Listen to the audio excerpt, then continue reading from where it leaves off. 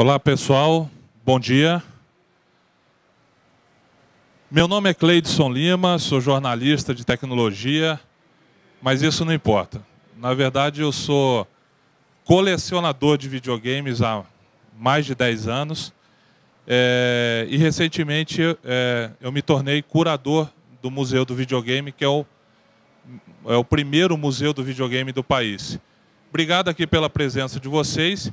E eu vou contar um pouquinho aqui, nessa palestra Preservando a História dos Videogames, qual é o desafio para você, aqui no Brasil, manter e divulgar essas 4 décadas de consoles, da evolução dos consoles que nós temos. Primeiramente, pessoal, eu queria fazer uma prévia aqui. Quantos aqui têm menos de 20 anos? Quem aqui tem entre 20 e 30? Quem tem mais de 40? Legal. Pessoal, eu faço essa pergunta porque tem o seguinte. Foi um jornalista daqui de São Paulo, ele me perguntou, essa aqui foi a pergunta que ele fez e eu resolvi trazer para a transparência, aqui para a apresentação. Videogame já tem idade de ser museu? Porque quando você fala em museu, a primeira coisa que te vem na cabeça é coisa velha. Você precisa ter uma história. Então você tem museu de carro, você tem museu de telefone, de obras de arte, etc, etc, etc. E quando você diz videogame, parece um negócio tão novo, parece um negócio tão atual, que para que eu vou fazer museu de uma coisa que eu vejo no dia a dia? Tá. Só que não é bem assim. O período, ou seja, essa antiguidade, ela varia muito de elemento para elemento. Se você pegar a história dos carros, o carro que foi criado no fim do século passado, ou seja, de 1800 e pouco, ele praticamente faz as mesmas coisas que o carro faz hoje em dia. Ele simplesmente anda. Claro, atualizou a tecnologia, mas ele faz aquilo. O videogame foi diferente. A quebra foi muito grande. A evolução foi muito rápida para tão pouco tempo. E quando eu digo faz tão pouco tempo, já tem um tempo que, daqui desse auditório que nós temos, levantaram umas 4, 5 pessoas que levantaram a mão. Então, essas pessoas que têm mais de 40, na verdade, elas pegaram o começo da história dos videogames. E é um pouquinho que eu vou contar aqui para vocês. E a primeira pergunta que a gente tem que fazer, e isso é muito legal, quem nasceu primeiro, o ovo ou a galinha? O primeiro jogo eletrônico, ele foi criado muitos anos antes de ser inventado o primeiro console de videogame. Mas como, Cleis? Como que pode ter um jogo ter sido criado antes do próprio console? Eu explico. Vocês sabem quem é esse cara? O nome dele é Willie Higginbotham.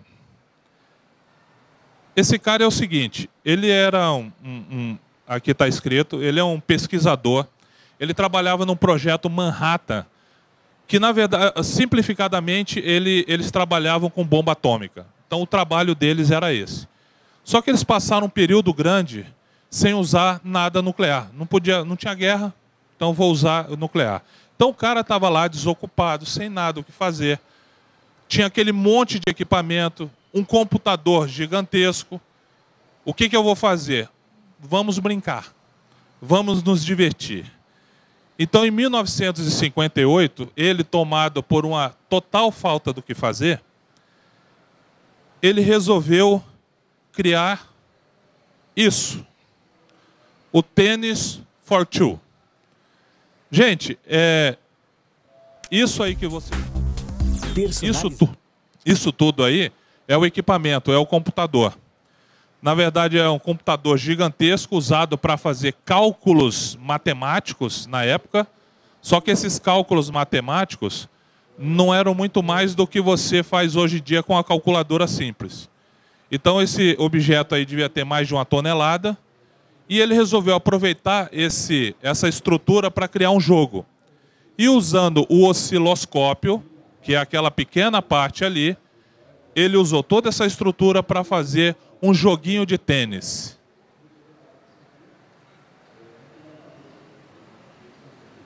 Depois disso, pessoal, aquilo foi em 1958.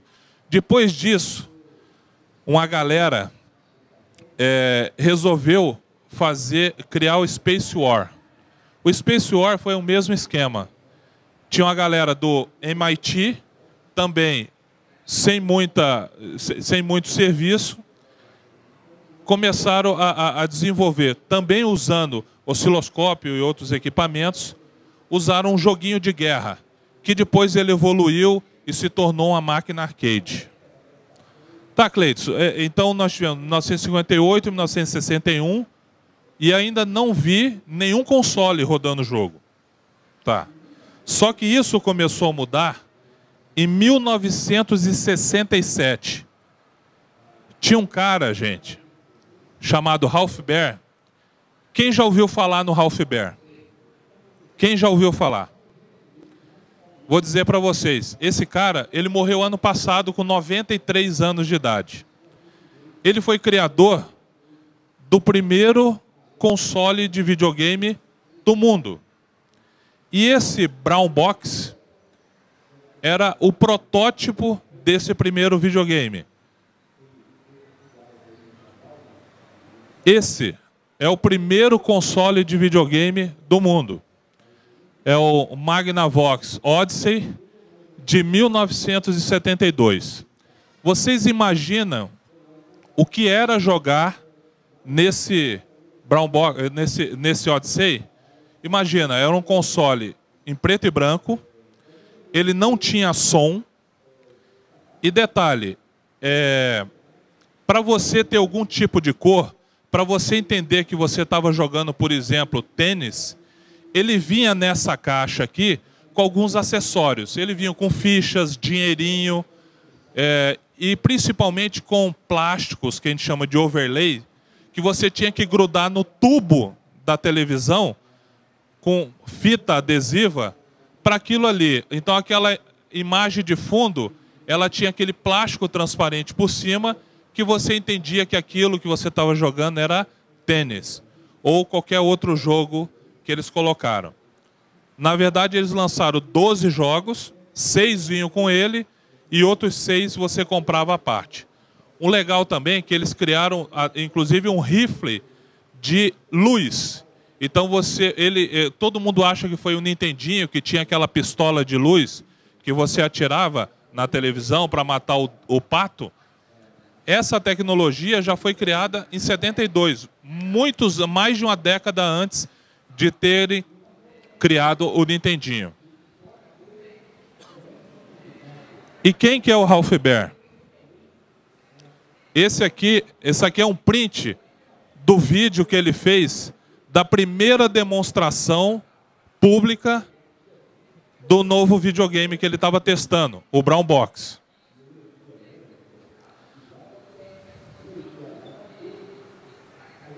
Gente, não parece, mas os videogames já têm 42 anos. Em março, eles vão fazer 43 anos.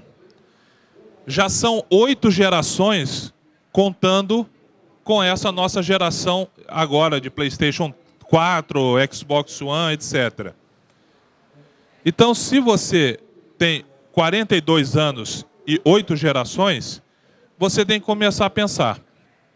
Foi aí que eu decidi fazer um levantamento histórico disso para poder iniciar um projeto de criar o Museu do Videogame. Eu comecei com essa brincadeira em 2006. Eu tinha uns 5 ou 6 videogames em casa e alguns amigos, eles começaram a me perguntar: Cleiton, eu vou jogar fora o meu videogame, você quer? Eu quero. Outro passou para outro, que passou para outro e passou para outro. Quando eu me dei conta, eu já tinha uns 20 consoles, só de doações. Não tinha comprado nenhum. Nesse momento, eu resolvi me tornar um pesquisador na área de videogames.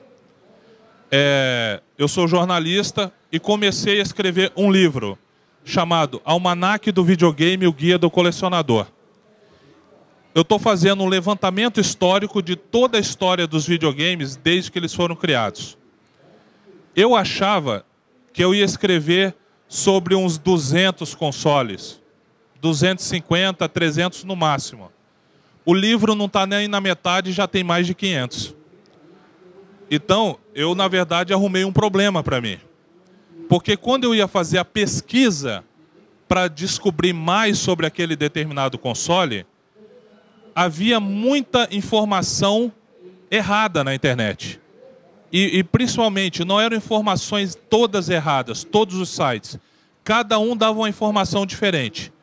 Qual a solução que eu tive para que eu não também passasse uma informação errada? Eu comprava o console. Então eu comprei console no Brasil, nos Estados Unidos, no Japão, na Europa e por aí vai. Essa aqui é uma das páginas do livro que eu estou fazendo. Essa aqui é a parte do Atari. Esse modelo especificamente é o Atari Heavy Sixer, que foi o primeiro modelo da Atari 2600, que ele foi feito em Sunny Valley, na fábrica original da Atari em Sunny Valley. Então eu comecei a fazer um levantamento histórico de todos os Ataris já lançados, inclusive os clones que foram feitos aqui no Brasil. Então ele é um livro trabalhoso, não só do ponto de vista de informação, mas também do ponto de vista de foto. Que existem poucas fotos também que dizem, que mostram todos os consoles que a gente conhece. Como eu disse, fui comprando um atrás do outro, comprando um atrás do outro.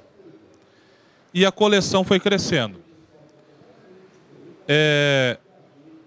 Aí, gente, quando eu me dei conta, eu já tinha por volta de 70 videogames. E vocês imaginam botar 70 videogames dentro de um escritório de 3x3.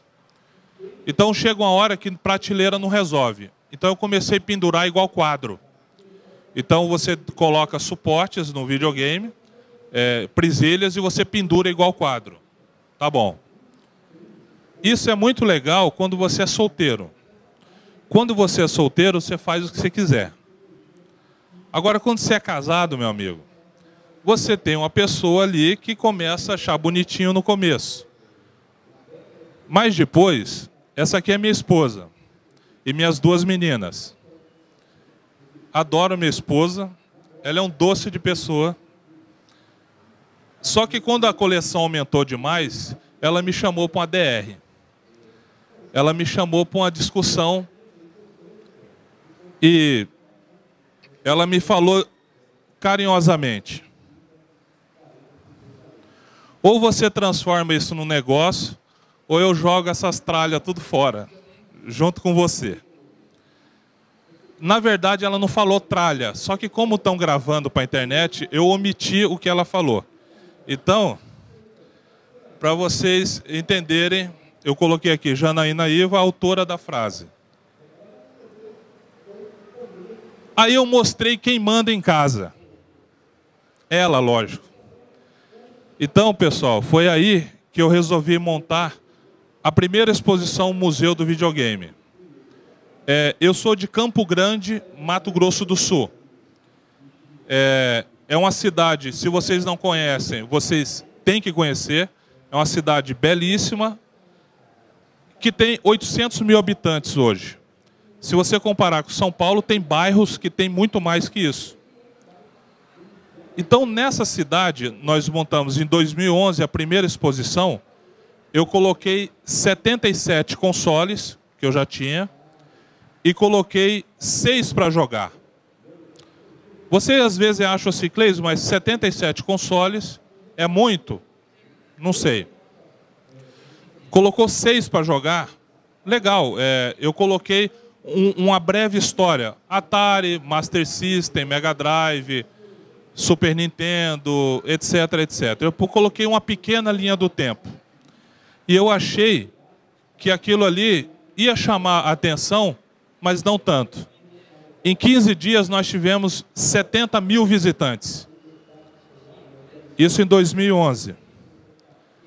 No ano seguinte, pessoal,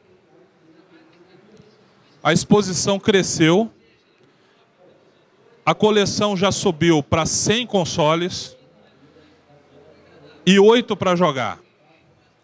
Nós já crescemos para 90 mil visitantes.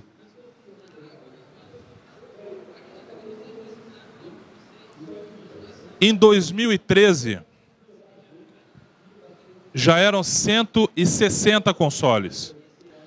Houve um crescimento grande em um ano, porque foi um ano que a gente resolveu realmente incrementar o museu para que ele tivesse peças que as pessoas realmente nunca viram, ou se viram foi apenas pela internet.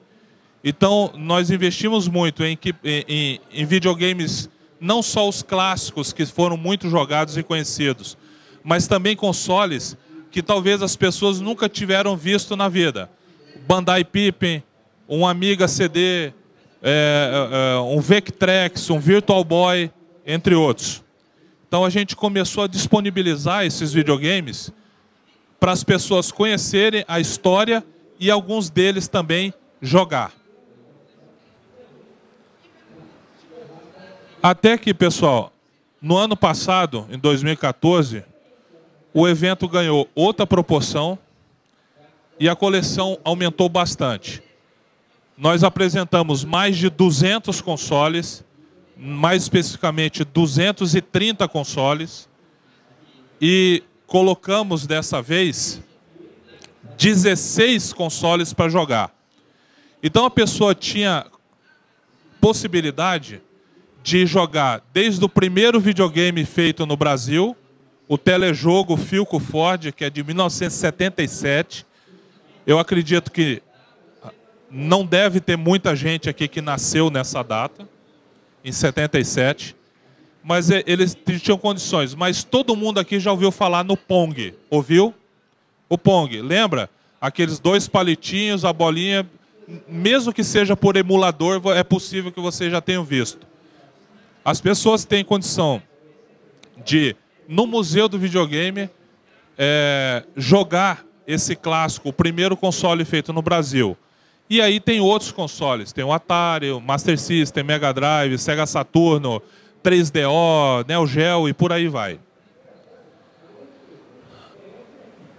Esse aumento, essa projeção, fez com que a gente tomasse uma decisão.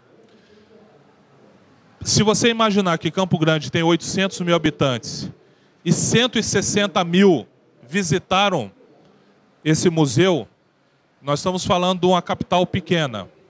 Você imagina isso em São Paulo, Rio, Belo Horizonte, Salvador, Brasília, etc., que tem uma população muito maior.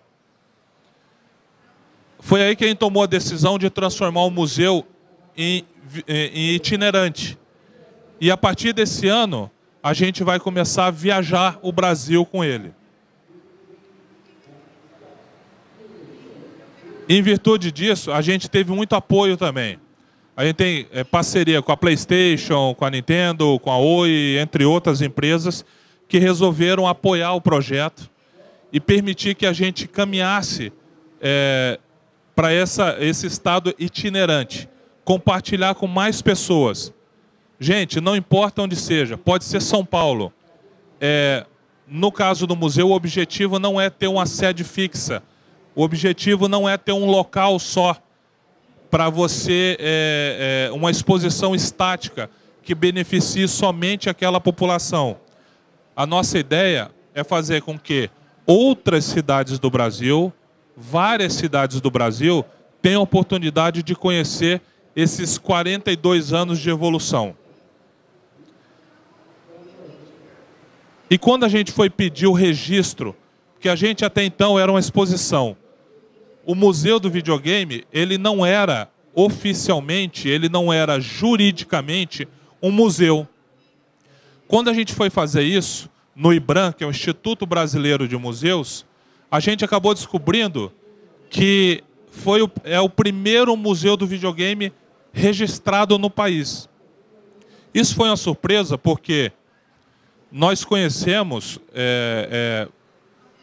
dezenas e dezenas de colecionadores no Brasil que têm muitos consoles.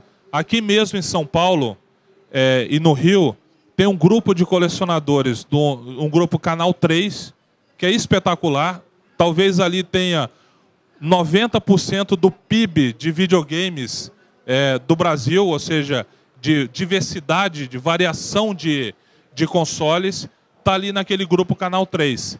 Então, alguns membros do Canal 3, inclusive, são apoiadores do museu, emprestando consoles para que em determinadas exposições a gente mostre ainda mais itens para quem for o visitante. Em 2014, ano passado, gente, o Museu do Videogame ele foi vencedor do Prêmio Brasil Criativo do Ministério da Cultura. Isso foi outra surpresa, porque todo mundo aqui conhece a famosa frase da nossa ministra, ex-ministra, que o que ela disse?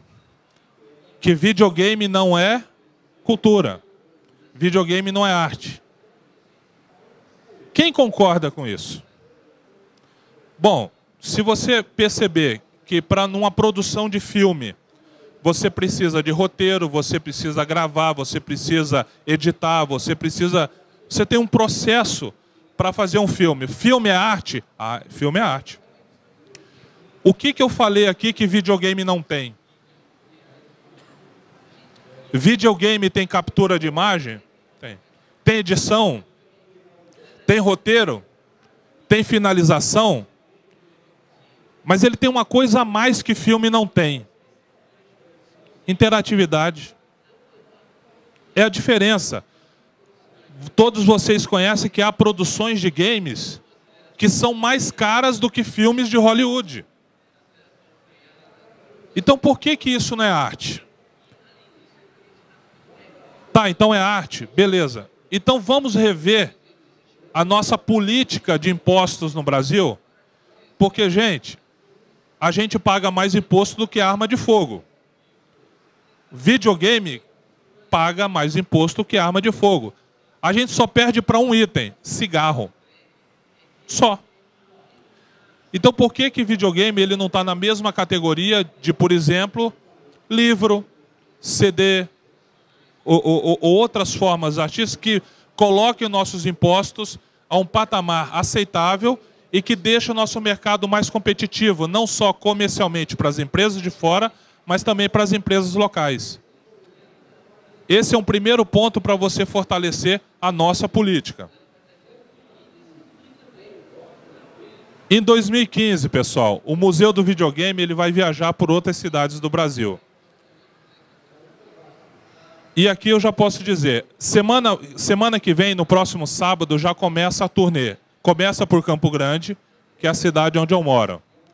Depois vamos para Londrina, no Paraná. Vamos para Recife. Para Pelotas, no Rio Grande do Sul, o evento vai estar dentro da maior feira de doces da América Latina, que é a Fena Doces. É uma feira que gira em torno de 350 mil pessoas nesse evento. Nós vamos estar dentro desse evento. E já estamos com confirmação assim, em negociação com 2 shoppings de São Paulo para trazer o evento ainda esse ano aqui para São Paulo. E também temos em negociação Rio de Janeiro, Belo Horizonte, Porto Alegre, Fortaleza e Florianópolis. Ah, esqueci de Salvador também, que a gente está em uma grande negociação para levar o Museu do Videogame para essa capital. Gente, e principalmente, o que os visitantes vão encontrar nesse museu? Esse é um dos itens do museu, o Magnavox Odyssey de 72, o primeiro do mundo. A gente coloca em exposição para que as pessoas vejam de perto onde que começou essa história toda. Esse, pessoal, é o primeiro videogame da Atari. Muitos acham que o primeiro Atari foi o 2600. Muito pouca gente conheceu o videogame, o Atari, antes dessa versão 2600. Mas antes disso, o Atari Pong, em 1975, 2 anos antes do 2600, ele já era um Pong. E, aliás, ele foi o carinha que fez com que a Atari ganhasse força e começasse a investir nesse mercado de videogames. Tá. Aí você fica imaginando, Cleis, como que era nessa época? Quantos jogos tinha? Bom, esse aí tinha um jogo. Só tinha um jogo. Depois foram criadas versões desse mesmo equipamento que tinham 3, 6, 10 jogos, etc. Mas se eu quisesse mais jogos, o que eu tinha que fazer? Você tinha que trocar de videogame. Porque o jogo estava no videogame. Estava no chip. Só que um carinha depois, ele mudou essa história. Alguém já ouviu falar nesse carinha aqui? Esse é o Fairchild Channel F. Ele foi o primeiro videogame, gente, a usar cartucho. Lembra daquele cartucho que você soprava, passava às vezes a língua para poder pegar? Então, ele foi o primeiro carinha a usar cartucho, porque você permitia que o mesmo videogame aceitasse vários jogos que custavam muito menos do que comprar outro aparelho. Então você podia testar outros jogos nesse videogame. Embora ele tenha aceitado o cartucho, sabe quantos jogos foram lançados para ele? 16 só. Alguns mais ou menos e outros muito ruins. Então, não é à toa que vocês não conhecem, porque ele não teve muito sucesso no mercado. Aqui no Brasil, pessoal, você tem esse carinha aqui. Lembra que eu falei do primeiro videogame do Brasil? É esse cara. Ele parece aqueles painel de motel vagabundo, não parece? Que você liga a TV, ar-condicionado, aquela coisa. É o telejogo Philco Ford de 1977. Você deve estar estranhando o Ford no videogame. Uma empresa que fabrica carros no videogame. É que nessa época a Ford era a dona da Philco. E a exemplo de outras empresas americanas que também estampavam, por exemplo, tem videogame da Bentley nos Estados Unidos, que é uma marca de carro, e ela fazia também videogame Pong. Mas o museu ele tem outros itens esquisitos. Eu chamo de esquisito. Alguém já viu essa criança aqui?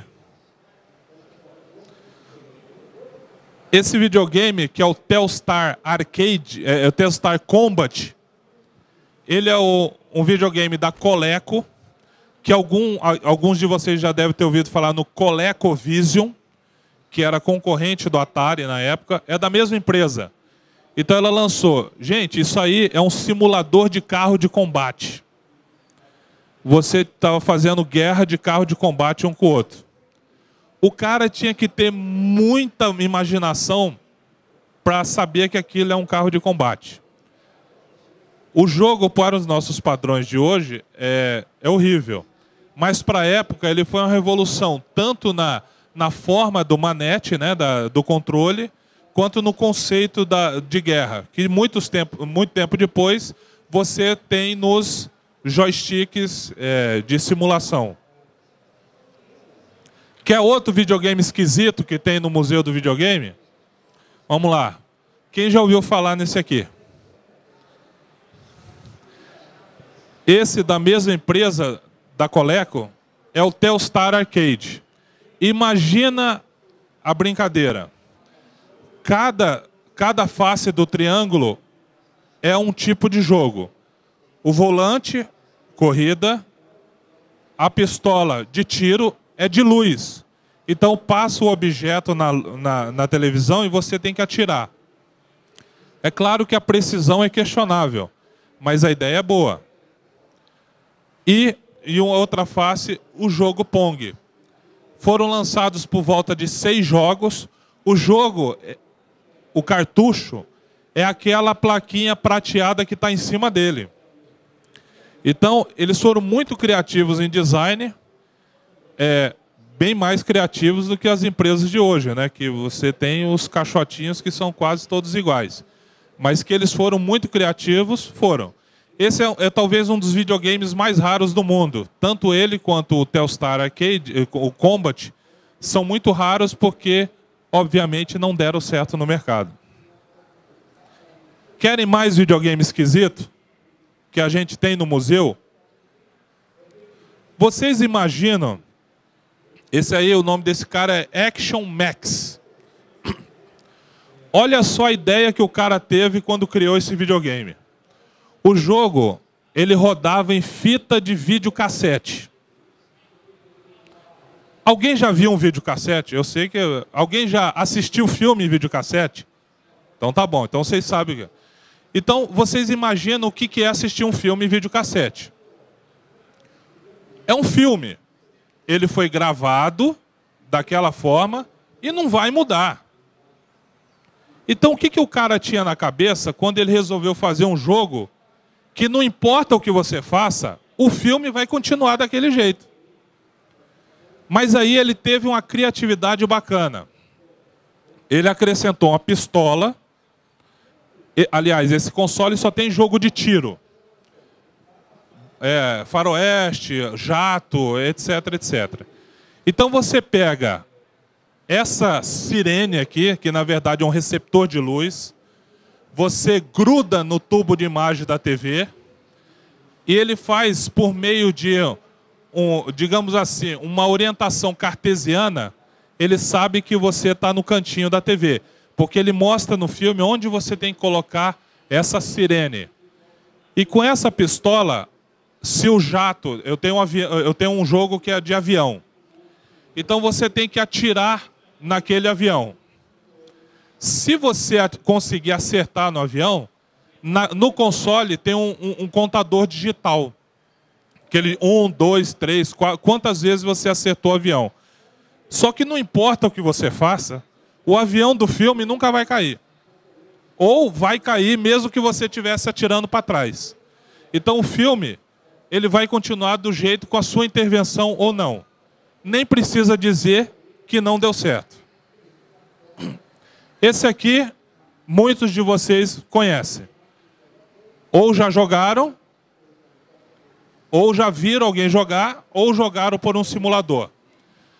O Atari 2600, esse modelo aqui é o que a gente chama de Darth Vader, por conta da máscara preta dele, já foi um modelo sucessor dos primeiros Ataris que tinham frente de madeira.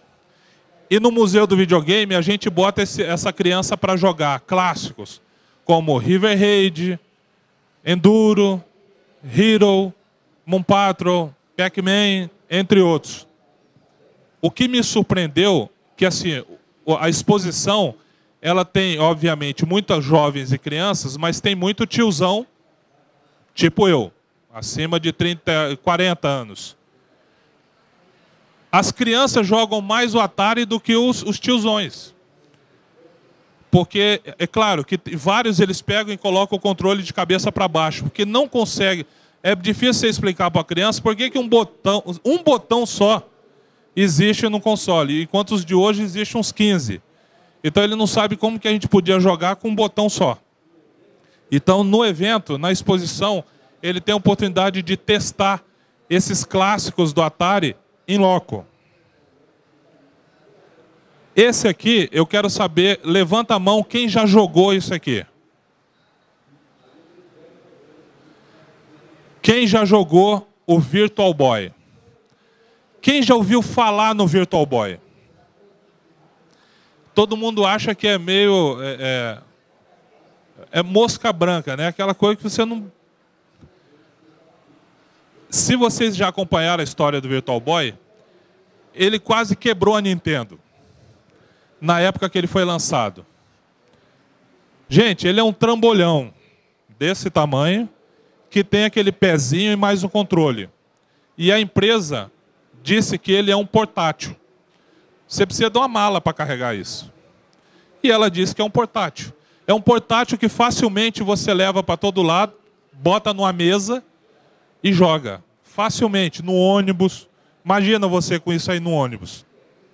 Você tem que colocar o rosto nisso aqui para você jogar.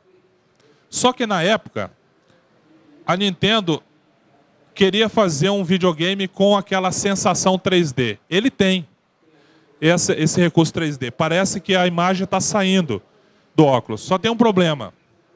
Na época, fazer um visor colorido teria um preço proibitivo. Qual que foi a solução? Preto e branco? Não pode preto e branco, a gente já está na era do colorido. Então vamos fazer preto e vermelho. Então eles fizeram um jogo onde a tela é preta e vermelha. É péssimo. É muito ruim. Aliás, eu boto esse videogame para jogar também na exposição. Esse videogame, só para você entender, quando você liga, ele te dá uma opção de você escolher desligar automaticamente após 30 minutos. Aí você pode botar sim ou não. Por quê? O Virtual Boy, depois de 30 minutos você jogando, você pode ter tontura, náusea, ânsia de vômito e até epilepsia. Como que um negócio desse ia dar certo? Não ia. Na verdade, não deu. E ele foi tão ruim que ele quase quebrou a empresa que o criou. Que ela depois foi ter que se recuperar com outros consoles. Querem ver outro videogame esquisito? Tá. Me diga quem jogou esse aqui. Esse aí é o Vectrex. Ele é o primeiro videogame do mundo a usar vetores. Porque todo mundo, todos os videogames usavam imagens normais 2D. O vetor, ele começa a ter, ele foi a base do que a gente chama da programação 3D. Então, se a gente tem hoje os jogos 3D com profundidade e edição dessas imagens para polígonos, que depois, muito para frente, usaram em jogos de luta, etc., como Virtua Fighter, entre outros, é graças a esse carinha aí. Vocês gostaram da tela colorida dele? Legal. Ela não é colorida. Isso aí, na verdade, é um plástico que você vem com o jogo. Ele é preto e branco. Isso é um plástico que você gruda no monitor. Ele já vem com o monitor. Para dar essa sensação. Que, na verdade, o jogo é só aquela imagem que está lá. É uma tela preta com fundo preto e os polígonos brilhosos. Esse aqui, alguns com certeza que já jogaram. Quem já jogou? Master System. Aquela musiquinha do Alex Kidd, eu acho que todo mundo lembra. Né? Musiquinha do Alex Kidd, entre outros jogos, todo mundo lembra. Esse aqui, ele é cultuado no evento. Nintendinho 8 bits. Muitos já têm, muitos ainda têm esse videogame. Só que muita gente não conhece. Por exemplo, o primeiro Mario para Nintendinho lançado. A gente coloca para jogar. Detalhe.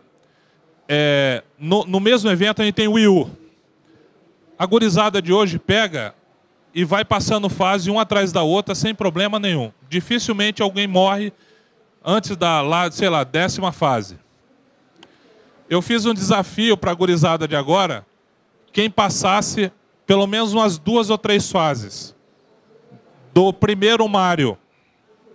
Sabe quantos passaram? Devia ter uns 100 concorrentes. 3. Sem morrer. A maioria não passou da primeira fase. Usando Nintendinho. Então, quer dizer, era mais difícil você jogar, mas isso te trouxe uma base para desenvolvimento de outros jogos, e inclusive o Mario, que acabou salvando a Nintendo muitas vezes. E por falar em Nintendinho, alguém já ouviu falar nisso aqui? Alguém sabe o que é isso aí? Esse é o Robbie. Gente, ele é um robozinho que foi lançado nos Estados Unidos junto com o Nintendo, o Nintendinho, que ele prometia ser o seu parceiro de jogo. Uma criança sozinha, sem amiguinho, ela poderia ter esse amigo robô pequeno para jogar ela com o robô. Tá. Vocês nunca ouviram falar, vocês já imaginam que beleza que era. Tinha 2 jogos para eles. Os 2 são ruins. Os 2.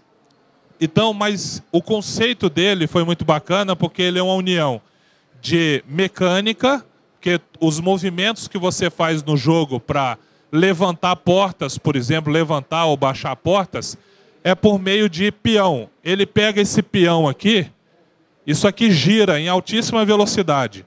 Aí você coloca em cima disso aqui, esse peão fica girando. E esse tempo que ele faz o peso girando, ele aperta o botão do controle, que está aqui, ó. Não sei se vocês perceberam, tem um controle do Nintendinho aqui.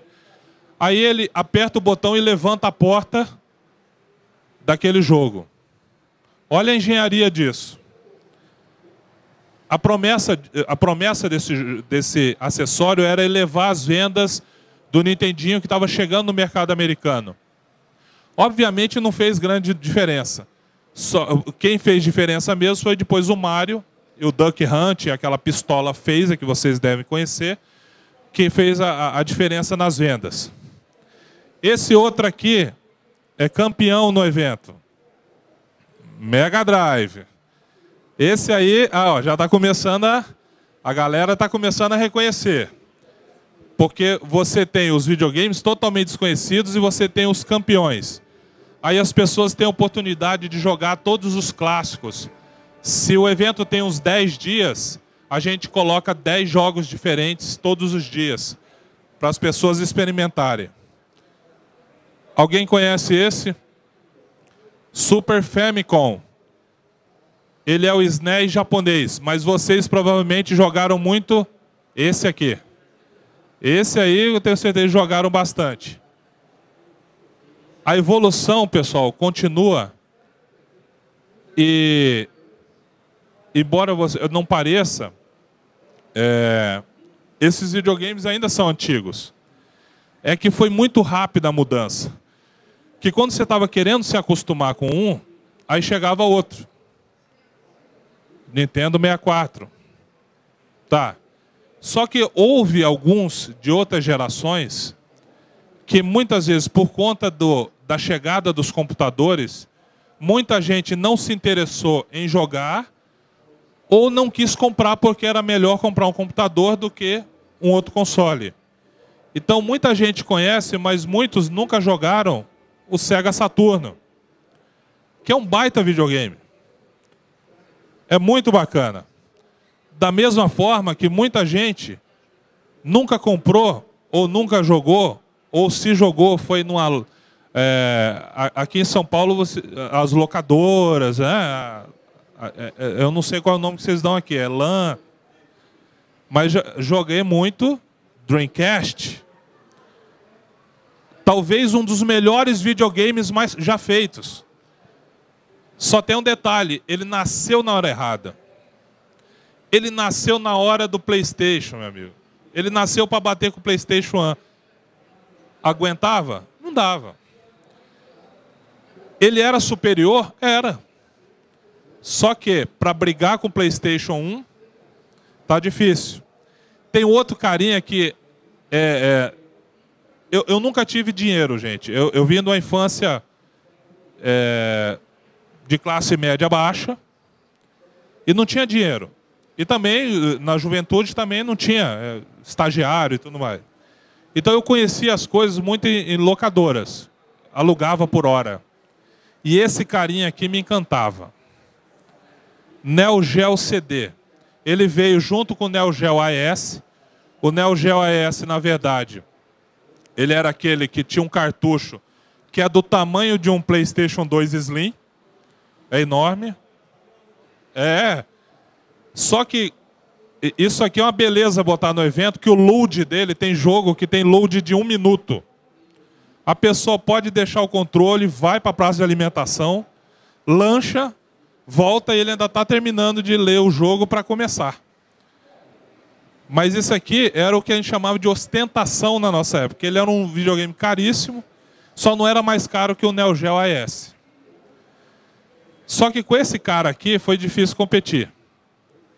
Na geração dele, e ele foi o cara que abriu o mercado para o PlayStation 2 e o desenrolar da história, vocês sabem. Nesse meio do caminho, veio esse cara aqui, o Xbox One, que é meio esquisito, né? Que o cara fala, Clay, você tem o Xbox One? Eu falei, qual? O One mesmo ou o One? Eu tenho os dois. Mas esse cara também chegou com alguns conceitos muito diferentes para a época. O sistema, a forma de você gravar jogos, de acesso a live, etc, etc. Então você teve conceitos realmente inovadores. E na exposição, gente, a gente coloca para jogar outros carinhas. Nos portáteis. Game Boy Classic. Quem jogou aqui o Game Boy Classic? Isso. Não parece, gente, ele é de 1989. Não parece porque a gente, eu não sei vocês, mas a gente ia herdando de primo, o irmão mais velho dá, aquela coisa. Então às vezes você jogava, você estava no ano 2000 jogando isso aí. Então, mas por quê? Mas ele era de 89. Alguém já jogou esse aqui? Game Gear. Ele falou um negócio ali que é fantástico. Um dos maiores glutões de bateria que eu já vi. Ele tem espaço para 6 pilhas. Acho que ela deve durar 1 hora. Se durar, eu acho que demora 1 hora, você esgota as 6 pilhas. Então, para jogar essa criança aqui, só se estiver na energia. Outro carinha fantástico. Sega Nomad. Alguém já jogou isso aqui? É fantástico esse console porque ele tem uma entrada em cima para cartuchos do Mega Drive. Então, você pode jogar realmente todos os jogos que você tinha no Mega Drive, você pode colocar nele que ele roda. Isso era uma vantagem sobre o Game Gear, porque o Game Gear tinha cartuchos específicos e você não conseguia aproveitar o console. Gente, isso aqui é uma pequena parte do que tem o Museu do Videogame Itinerante. São mais, como eu falei, são mais de 200, agora atualmente são quase 250 consoles na exposição. A gente vai rodar o Brasil e quem sabe num dia, numa cidade de vocês vão ter oportunidade. E aqui eu deixo o meu contato, como ter o museu na sua cidade. Cleidson, nosso e-mail é museudovg@gmail.com e tem o Facebook do museu, que é Museu do Videogame Itinerante. Pessoal, é isso. Eu contei um pouquinho da história, um pouquinho do museu e agora estou à disposição para perguntas de vocês, se vocês quiserem. Obrigado.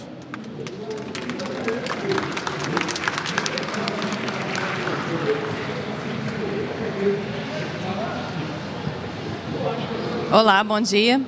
Meu nome é Emily, já me apresentei para você. Já visitei, sou de Campo Grande também, umas 3 vezes o Museu do Videogame. Sempre vou, sempre jogo, sempre mato saudade. Obrigado. E a minha dúvida é a seguinte, como que é feita a manutenção? Porque eu imagino que deixar videogames antigos disponíveis para jogabilidade, para jogarem, né, no museu, acaba quebrando algum controle, que acontecia na nossa época também. Eu imagino que você deva ter alguma dificuldade para fazer a manutenção nesses videogames antigos, né? Como que funciona? Bom, é uma boa pergunta sua. Videogame parado é uma incógnita. Quando me perguntam, Cleidson, todos os videogames funcionam? Eu digo, na teoria, sim. Só que antes de todos os eventos, eu faço testes. Eu pego o aparelho, ligo e fico algumas horas jogando. Isso é um problema, que quando eu gosto do jogo, que eu lembro, eu fico 3 dias jogando, testando. Então acaba não sendo produtivo. Só você imaginar, o nosso ano tem 365 dias. eu tenho 250 consoles. Se eu resolver jogar um por dia, já quase acaba o ano. Então, a manutenção, o grande problema dos videogames antigos se chama capacitores. O capacitor, gente, é uma pilha. E o que faz uma pilha que não é usada? Estoura. Então, os capacitores, mesmo ligando, eles têm um tempo de vida. Videogame não foi feito para passar de 10 anos. A gente é teimoso e faz o bicho passar dessa idade. Então, constantemente, todo ano, a gente manda para revisão de 15 a 20 videogames para troca de capacitores e tudo mais. Aí, às vezes, dá o azar de um capacitor desse já ter estourado, pingado na placa, aí só a outra placa. Aí só outro videogame. Então, em alguns videogames, eu tenho duplicado o console para não correr o risco de, durante o evento, um pifar e a gente não ter como substituir.